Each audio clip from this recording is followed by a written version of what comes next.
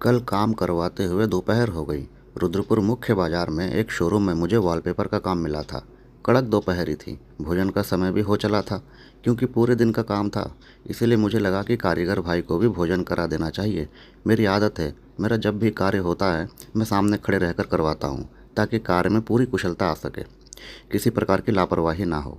खैर, कारीगर भाई ने भी मेरे बाहर जाते हुए कदमों को देख कर कह दिया, भैया कुछ खाने पीने का मंगवा लो। मैंने उत्तर दिया, हाँ भाई, वही व्यवस्था करने जा रहा हूँ, कुछ ले आता हूँ। भोजन का समय भी हो चुका है। मैंने बाहर खड़ी अपनी मोटरसाइकिल में किक मारा और हैंडल गांधी पार्क की तरफ मोड़ दिया। यह हमारे शहर रुद्रपुर का वह स्थान था जहाँ हर प्रकार की खाने पीने की वस्तुएं उपलब्ध हो जाती थी। क्योंकि मैं हमेशा स्वास्थ्य के प्रति थोड़ा सचेत रहता हूँ, इसीलिए मैंने सोचा कुछ तले भुने खाने की वस्तु लेने से अच्छा कुछ फल वगैरह ले लेता हूँ। पेट भी भरेगा और सही भी रहेगा। अन्यथा बाहर की वस्तुएं खाने से अक्सर पेट खराब भी हो जाता है, फिर काम नहीं करवा पाऊँगा।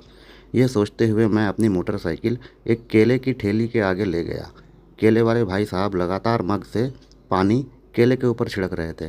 तभी अचानक से पानी मेरे ऊपर भी गिरा।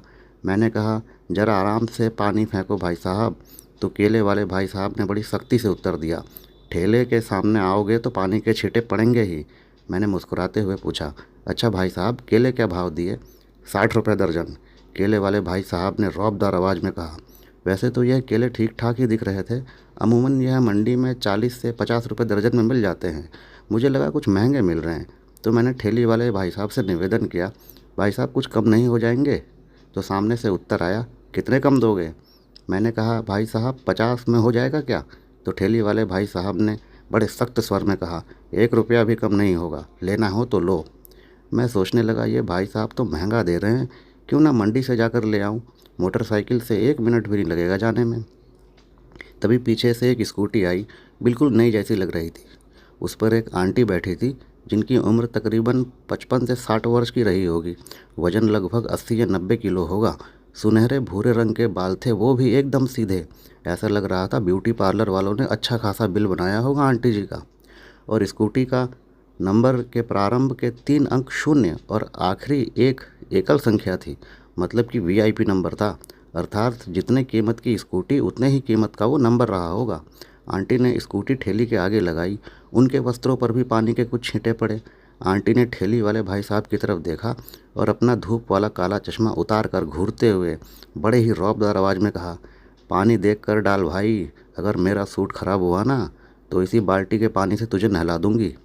केले वाले भाई साहब ने कोई प्रत्युत्तर ना दिया, सिर्फ अपने दांत दिखा दिए। फिर आंटी ने पूछा, केले कैसे दे रहा है? भाई साहब ने जवाब दिया, 60 रुपये दर्जन। दिमाग ख़राब हो गया है क्या तेरा? आंटी ने कहा, मंडी में ये 40-50 के मिल जाते हैं, चल 1 दर्जन गिन कर दे दे फटाफट, और रुपए मिलेंगे 50 ही। केले वाले भाई साहब मुस्कुराते हुए साइड से केले उठाकर गिनने में लग गए और थैले में भरकर कहा, यह लीजिए मैडम। आंटी ने सख्त स्वर में कहा, अरे यहाँ आकर स्कूटी की डिग्गी में डाल दे, वहीं बैठे बैठे देगा क्या? ठेली वाले भाई साहब अपनी गद्दी से उतरकर स्कूटी के पास गए और डिग्गी के अंदर बड़े ही इत्मीनान से थैली को रखा, जैसे किसी छोटे बच्चे को पालने में रखा जाता है। फिर आंटी उसे पैसे देकर स्कूटी का सेल्फ लगाकर आगे बढ़ गई। इतने में ठेले वाले भाई साहब मुझे घूरने लग गए, जैसे मैं कोई समय व्यर्थ करने वाला ग्राहक हूँ। खैर, मैंने भी अपनी मोटरसाइकिल में किक मारी और आगे बढ़ गया। जाते जाते अपनी मोटरसाइकिल के आईने में इतना ही देख पाया कि वो ठेली वाले भाई साहब मुझे लगातार देखे जा रहे थे, एकदम अंत तक, जब तक मैं उनकी दृष्टि से ओझल नहीं हो गया। आपका अभिजीत दास।